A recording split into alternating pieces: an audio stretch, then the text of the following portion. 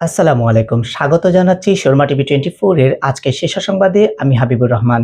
শুরুতে জানিয়ে দিচ্ছি আজকের দেশের শীর্ষ সংবাদ। জাতীয় সংসদ নির্বাচনে ঢাকা ৮ আসনে সম্ভাব্য স্বতন্ত্র প্রার্থী ও ইনকিলাব মঞ্চের আহ্বায়ক শরীফ ওসমান হাদী আর নেই। ইন্না লিল্লাহি ওয়া ইন্না ইলাইহি রাজিউন। অন্তর্বর্তী সরকারের প্রধান উপদেষ্টা অধ্যাপক মোহাম্মদ ইউনূস বলেছেন, শরীফ ওসমান হাদীর স্ত্রী ও একমাত্র সন্তানের দায়িত্ব সরকার গ্রহণ করবে।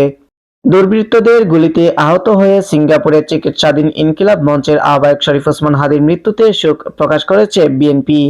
১৭ বছর পর যুক্তরাজ্য থেকে দেশে ফিরতে ট্রাভেল পাসের জন্য আবেদন করেছেন বিএনপির ভারপ্রাপ্ত চেয়ারম্যান তারেক রহমান। ভারতে পলাতক সাবেক প্রধানমন্ত্রী শেখ হাসিনা জুলাই গণ অভ্যুত্থানকারীদের লক্ষ্য করে একের পর এক হত্যার হুমকি দিয়ে যাচ্ছেন। এ অবস্থায় তার অনুসারীদের জামিন পাওয়া কোনোভাবেই নিয়ম সঙ্গত নয় বলে মন্তব্য করেছেন অন্তর্বর্তীকালীন সরকারের আইন, বিচার ও সংসদ বিষয়ক উপদেষ্টা ডক্টর আসিফ নজরুল। ইনকিলাব মঞ্চের আহ্বায়ক শরীফ ওসমান হাদীর মৃত্যুতে গভীর শোক প্রকাশ করেছেন জামাতে ইসলামীর আমির ডক্টর শফিকুর রহমান। সমাজে শান্তি ও শৃঙ্খলা বজায় রেখে ভোট দেওয়ার আহ্বান জানিয়ে জাতীয় নাগরিক পার্টির দক্ষিণাঞ্চলের মুখ্য সংগঠক হাসনাত আব্দুল্লাহ বলেছেন, আপনি এক মার্কা, আমি এক মার্কা, লাগালাগি মারামারি যেন কখনো না হয়।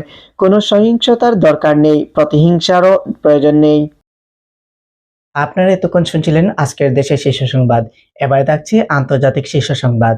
মার্কিন প্রেসিডেন্ট ডোনাল্ড ট্রাম্পের প্রশাসন তাইওয়ানে ১১০০ কোটি ডলারের অস্ত্র বিক্রির বিষয়টি অনুমোদন করেছে।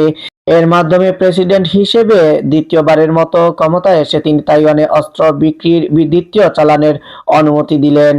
মার্কিন যুক্তরাষ্ট্রের প্রেসিডেন্ট ডোনাল্ড ট্রাম্প নতুন একটি ঘোষণাপত্রে স্বাক্ষর করে পূর্ণ ও আংশিক ভ্রমণ নিষেধাজ্ঞার আওতায় থাকা দেশের সংখ্যা বাড়িয়েছেন। নিষেধাজ্ঞার আওতায় আগে যেখানে ১৯টি দেশ ছিল, এখন সেটা বাড়িয়ে ৩৯টি করা হয়েছে। এই নিষেধাজ্ঞা আগামী ১ জানুয়ারি থেকে কার্যকর করা হবে। নয়াদিল্লিস্থ বাংলাদেশের হাই কমিশনার এম রিয়াজ হামিদুল্লাহকে আজ বুধবার দুপুরে তলব করে ভারতের পররাষ্ট্র মন্ত্রণালয়। এরপর দেশটির পররাষ্ট্র মন্ত্রণালয় আনুষ্ঠানিক বিবৃতিতে জানিয়েছে, বাংলাদেশের নিরাপত্তা পরিস্থিতি নিয়ে উদ্বেগ জানাতে তাকে তলব করা হয়। এতক্ষণ শুনছিলেন আন্তর্জাতিক শীর্ষ সংবাদ।